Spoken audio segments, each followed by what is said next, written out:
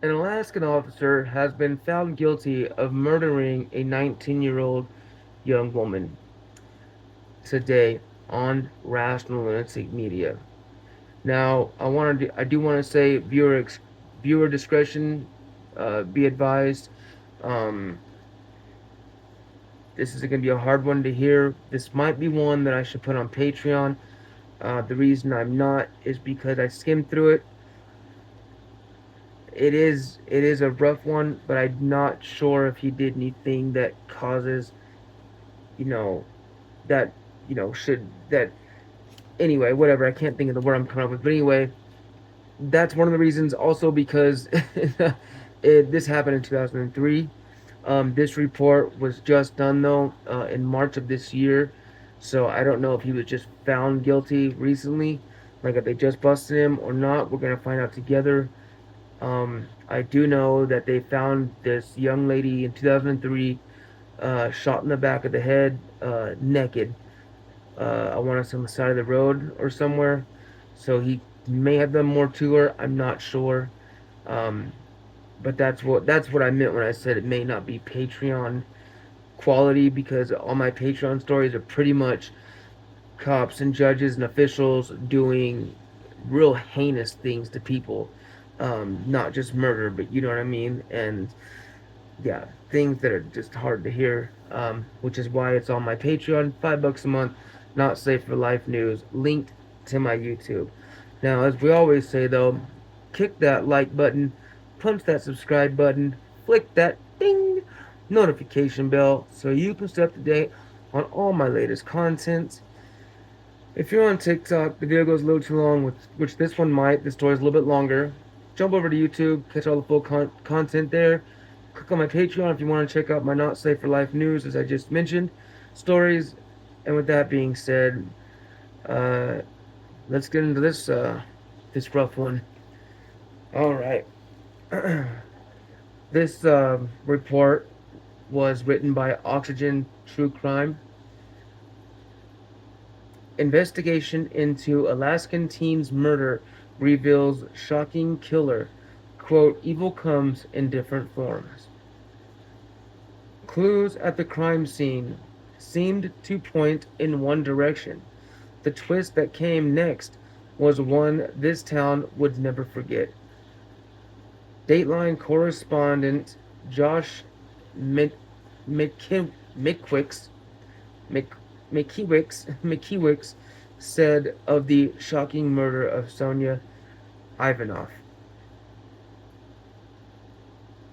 Sonia Ivanov was just 19 years old when she disappeared on a rainy early morning walk around 1 a.m. on August 11th, 2003, in the small city of Nome, Alaska. The next day, her naked body was discovered along a remote road just outside of town. She had been shot once in the back of the head and was covered in bruises. Quote, I think I just dropped.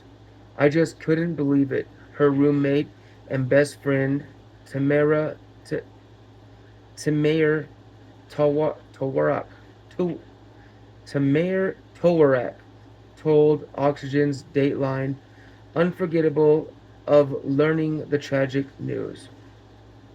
Her mother also highlighted in Oxygen's Fatal Frontier, Evil in Alaska, would launch a local and state investigation and uncover a shocking killer that stunned the community. Who was Sonia Ivanov? Ivanov moved to Nome from the small Alaskan village of Unalakleet, Unalakleet, where she grew up after graduating high school in 2002. The outgoing teen found work at an admitted at excuse me. The outgoing teen found work at an admitting desk at a local hospital, and soon her best friend, Towarak, moved to the city of 3,800 people to join her. The friends lived together, and because they didn't have a car of their own, they walked everywhere they went. Quote, "We felt safe walking in Nome," Tuareg recalled. "It felt like home." Sonia Ivanov went missing on the night of August 10th, 2003. The roommates were hanging out at a home with friends and playing board games. Both girls left around 1 a.m. Tuareg had to work early the next morning and decided to crash at a friend's house nearby, while Ivanov, who had the next day off from work, wanted to stay out longer. Quote, when we parted ways, I walked toward my friend's house and she continued walking down the street, but it was toward our house area," Tuareg remembered.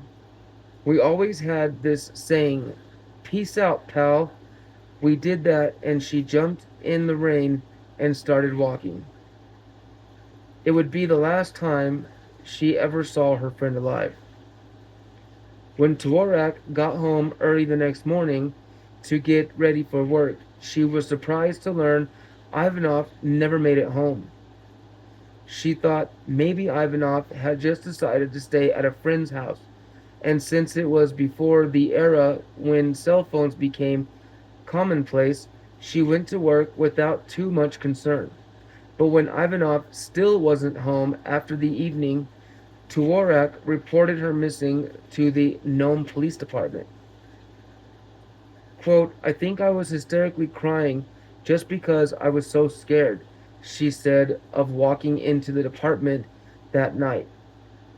"They kind of took it like it was a joke or something." But when Ivanov failed to show up to work the next day, her boss also called police, and a search was launched for the missing teen.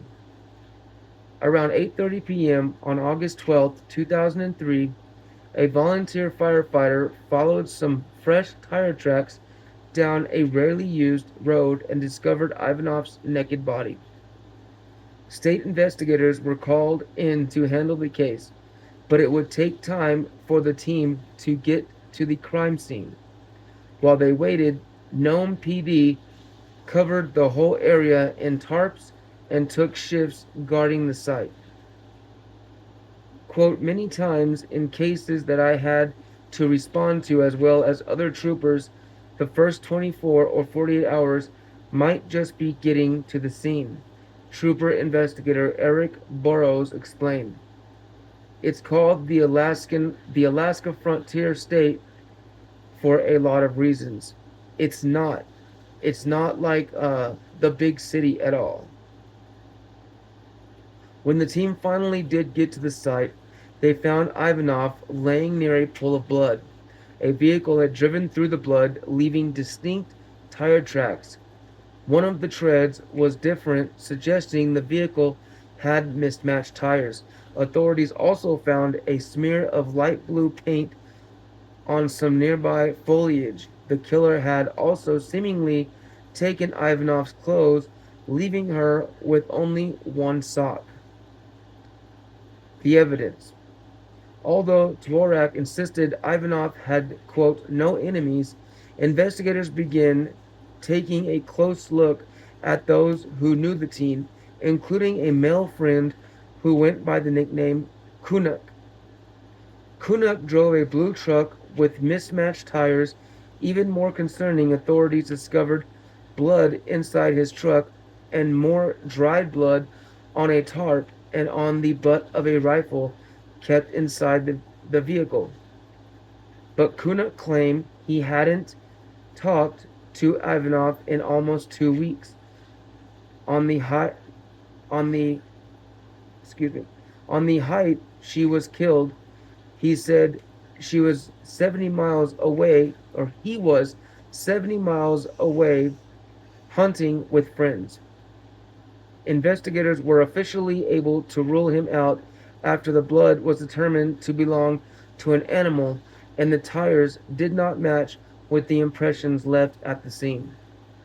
Investigators ultimately learned that the tire marks had been made by an unsuspecting couple who had pulled into the road without ever noticing the body. That left investigators with few clues to go on. It wasn't until a known police officer working the case on the night shift discovered a tip in the case file that was never followed up on that investigators got the break they needed. A woman named Florence Habros told the officer that she had been out smoking on her porch with her sister around 1:26 a.m. when she saw Ivanov walk by. Habros saw a Nome police SUV pull up alongside Ivanov. After Ivanov talked with the driver for a minute, she got into the passenger side of the vehicle and the SUV drove off. There were only two police officers who had been on duty that night: Stan Piscoya and Matthew Owens. Just before both officers were scheduled to fly to Anchorage to give statements to investigators, Cruiser 321, one of just three vehicles shared by the whole police department, disappeared. Owens said he found the vehicle at Bessie Pit, not far from the crime scene, and that someone got out of the vehicle, opened fire, and ran off into the tundra. On ominous an omin, excuse me, and on an ominous note addressed to quote pigs was left behind in the SUV along with one of Ivanov's ID cards to prove his connection to the case. So this officer was really trying to make it look like someone stole the cruiser, created some heinous act on this teen, and left a note saying pigs with one of the girl's ID cards, next to the note inside the cruiser. Like, seems a little too obvious, and I'm sure that's what the police were thinking too. This is a little too convenient, you know what I mean? So, yeah, this is all right. Let's continue. Quote, I hate cops. I hate every one of you. Sonia was just a person in the wrong place at the wrong time. I do not know her. As you can see, it was easy for me to take your pig car keys right there. It was not her fault. She thought I was a pig, and SHT just happened. And stuff just happened, the note said, according to the court documents. Yeah, this officer, like, way too convenient of a note. Every one of you should be more careful. I watch every move you make, the author threatened. You leave me alone, and I will leave you alone. I will also shoot you in the head if you get close. This was all part of that note. Alright. While it was possible someone could have gained access to the SUV, Burroughs didn't believe Ivanov would have gotten into the vehicle unless it was an officer she recognized from the small town. He believed the note had likely been written by one of the officers in an attempt to mislead investigators.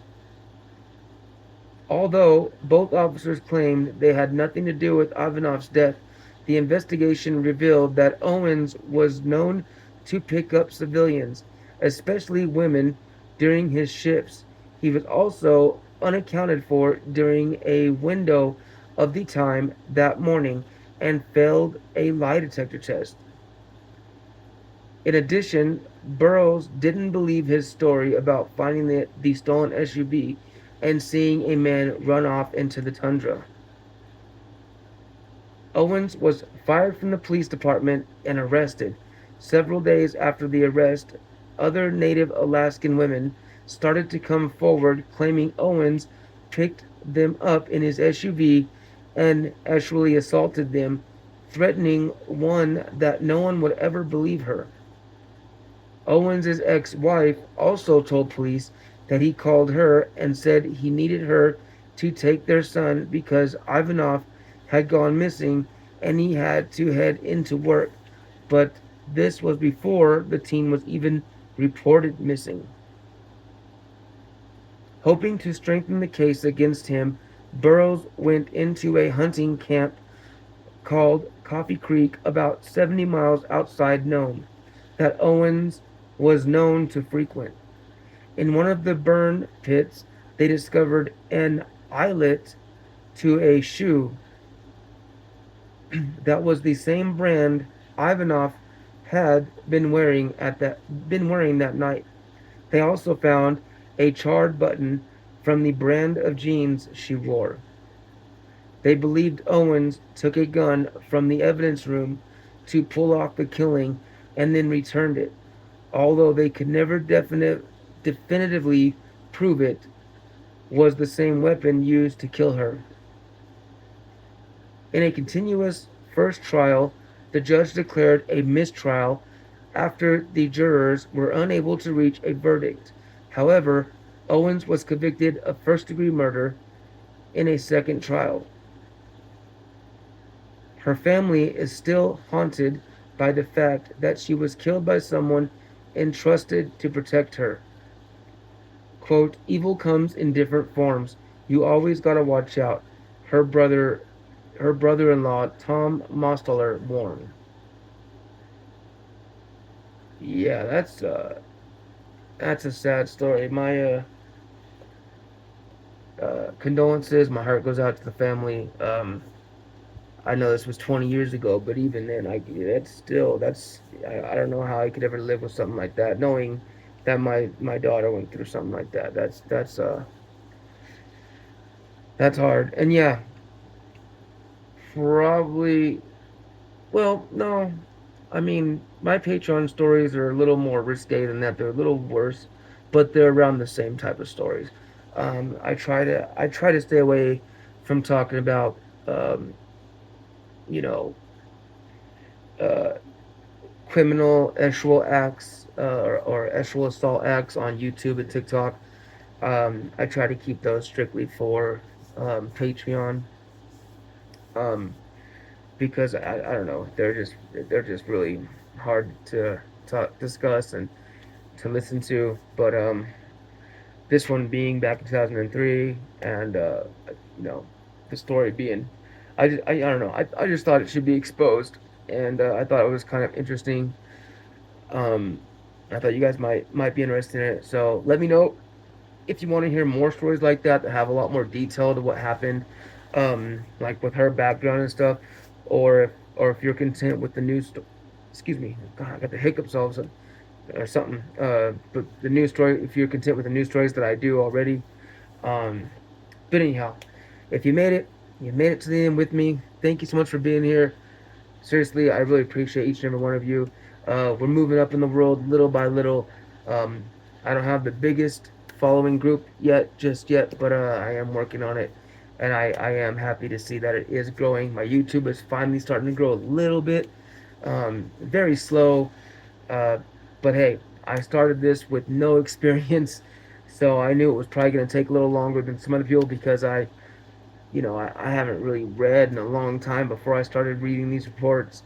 I haven't been on camera in a very, very long time doing stories or anything like that. So, yeah. So, I knew it was going to be a little bit of a slow process, but we are moving up, and that's awesome. Thank you so much for each and every one of my subscribers. Like, seriously, thank you. But yeah, if you made it, you made it to the end with me. I think I already said that. If I did, if you haven't done it yet, hit that like and subscribe button. Share this, leave a comment if you like. Um, I do my best to respond to each comment that actually comments to me directly. Um, and yeah, man. Hey, it's about half over, a little over half over. So get out there, get some sun, have some fun, and as we always say, y'all, stay healthy, stay free, and until the next time, stay wild.